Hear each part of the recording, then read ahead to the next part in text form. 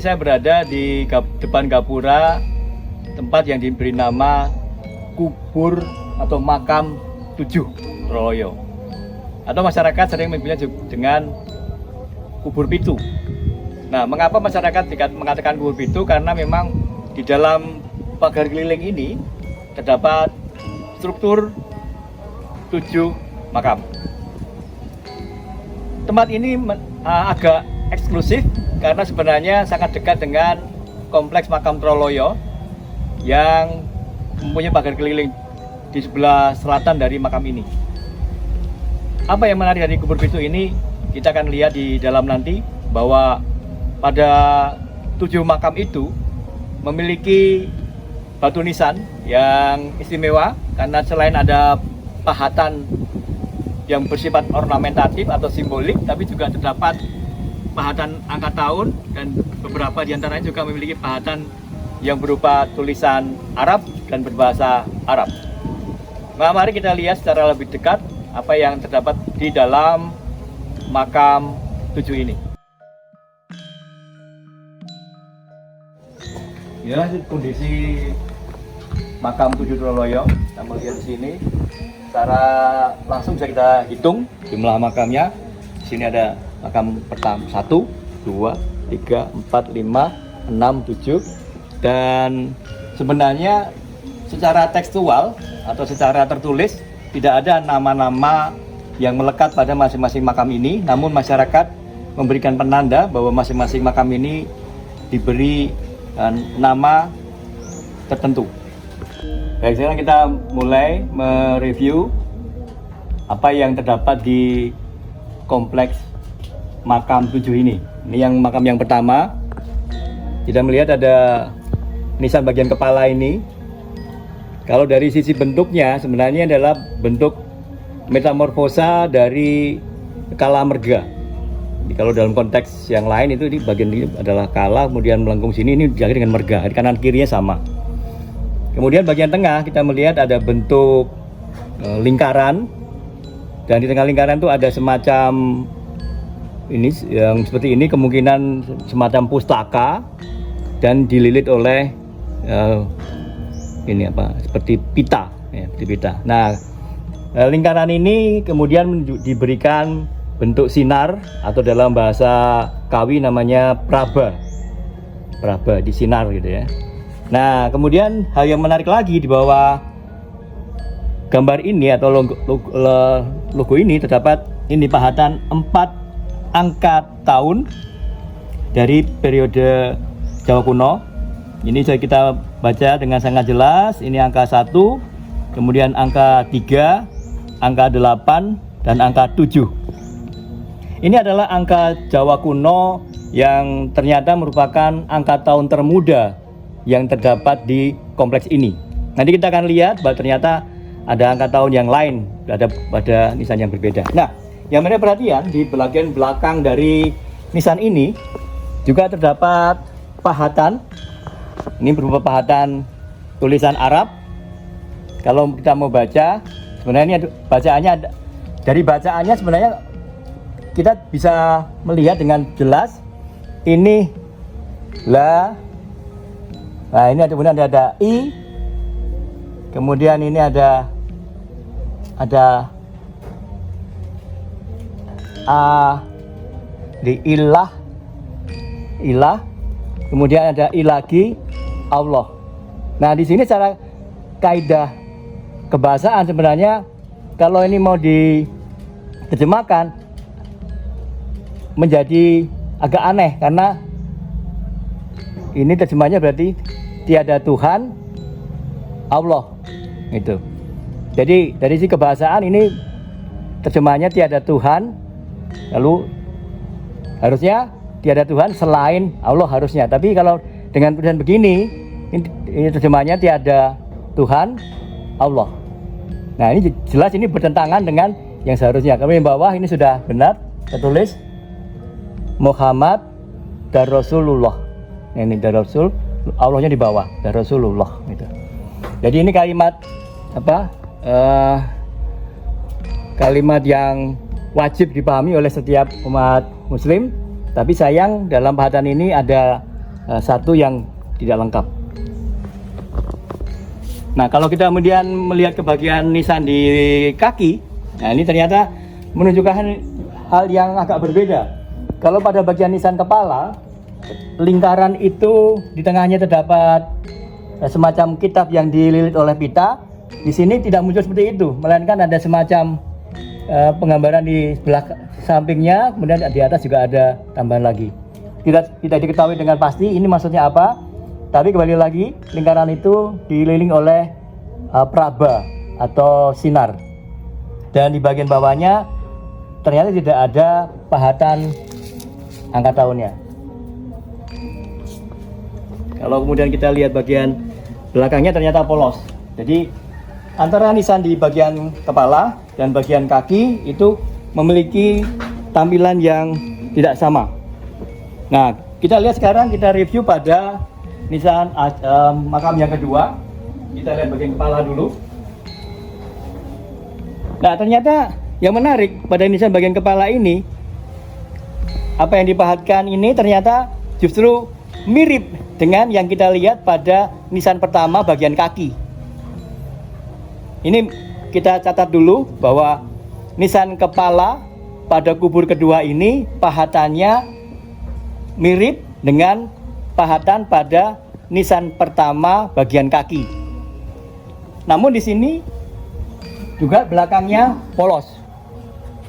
Jadi dari bentuknya sama dengan nisan kaki kubur pertama. Nah, adapun pada nisan kaki kubur kedua ini yang menarik perhatian, pahatan yang di bagian dalam ini mirip dengan pahatan pada nisan kepala kubur pertama. Dan di sini anehnya lagi, angka tahun yang dipahatkan di bagian bawahnya bacaannya berbeda, yaitu angka tahun 1, 3, 5, 4. Dan ini lebih awal, lebih tua dibanding angka tahun yang terdapat pada nisan kepala kubur yang pertama. Nah, di sini ada semacam penggambaran seolah-olah mengapa sampai ada seperti silang antara nisan bagian kepala dan nisan bagian kaki antara kubur pertama dan kubur kedua. Kemudian di bagian luar dari nisan kaki kubur kedua juga terpahat aksara Arab berbahasa Arab yang seharusnya berbunyi La ilaha illallah Muhammadur Rasulullah. Kembali lagi kita mendapatkan keterangan bahwa di sini ada satu komponen aksara yang tidak terpahatkan. Persis sama dengan pahatan pada nisan kepala kubur pertama. Nah, kita bergeser pada kubur ketiga. Kubur ketiga ini secara visual, nisan bagian kepalanya berbeda dengan kubur pertama dan kedua. Dari penampilan atasnya ini lebih cenderung ke bawah, sedangkan yang di kubur pertama dan kedua itu akulade cembung ke atas. Ini ke bawah. Nah, di sini kita melihat bahwa bagian bidang tengah ini terdapat lingkaran juga, kemudian dihias dengan praba juga, dan di bagian bawah terdapat pahatan angka tahun. Kita lihat coba, kita baca angka tahunnya. Ini angka 1, ini angka 3, kemudian angka 8, dan yang terakhir ini angka, sebentar saya harus lihat dulu lebih dalam karena di bagian ini ada aus. Nah, ini juga angka 8. Jadi 1388. Ini artinya juga posisinya angka tahunnya lebih muda. Lebih muda ya. Baik, di belakangnya kita juga mendapatkan adanya pahatan tulisan Arab.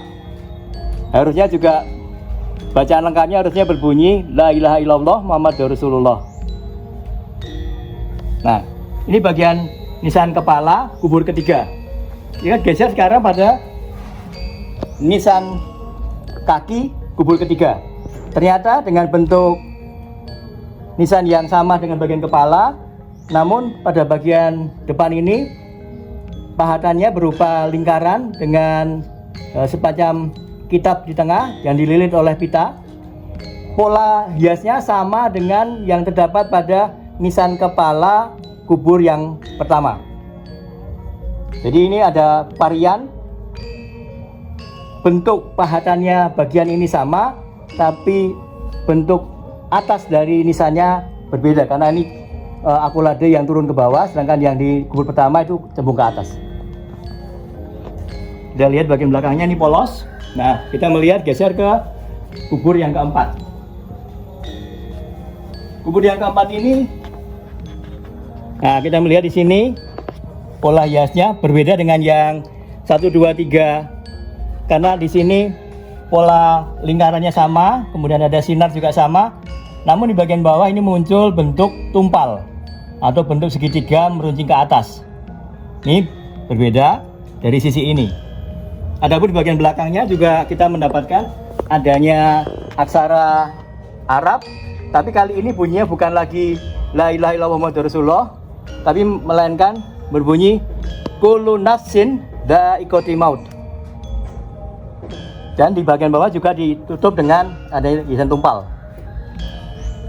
Adapun kalau kita lihat pada nisan kakinya, ternyata bagian nisan kaki ini bagian dalam polos, nah, kemudian bagian luarnya juga polos. Ini ada muncul varian berikutnya lagi. Nah, kalau di kubur yang kelima ini, baik nisan kepala maupun nisan kaki, semuanya pada posisi polos. Tidak ada pahatan yang lain. Nah, kita bergeser pada kubur yang berikutnya ke-6.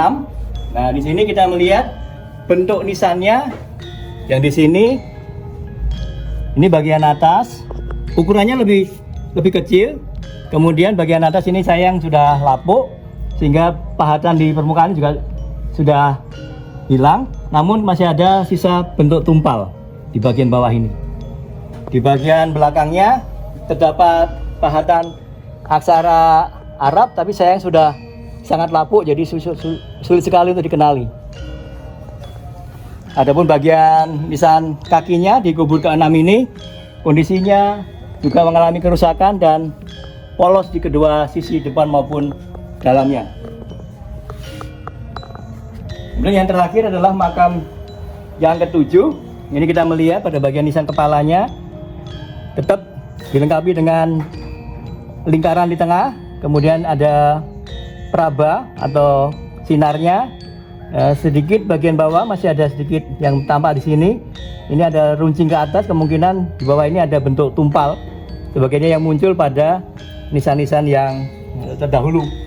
Kemudian pada bagian belakangnya ini yang unik sekali, karena ternyata pada bagian luar di nisan kepala ini muncul gambaran lingkaran juga dengan kitab yang dililit oleh pita dan diberi sinar. Dan ini ada contoh keberadaan dari dua gambaran tadi berada pada satu nisan. Ini berbeda dengan yang lain-lain. Nah, yang terakhir adalah bagian nisan kaki pada kubur yang ke-7 ini masih menyisakan bentuk lingkaran lagi. Kemudian ada kitab yang dililit oleh pita itu dan diberi sinar. Sayang dia patah. Dan ini gambaran ini mirip dengan yang bagian kepala. Kemudian pada bagian belakang juga sebenarnya masih ada sisa pahatan, tapi sayang ini dalam kondisi rusak. Dan ini patah, mudah-mudahan bisa disambung kembali. Nah, demikian secara singkat saya mereview keberadaan artefaktual dari masing-masing nisan yang terdapat pada kompleks makam 7 Troloyo.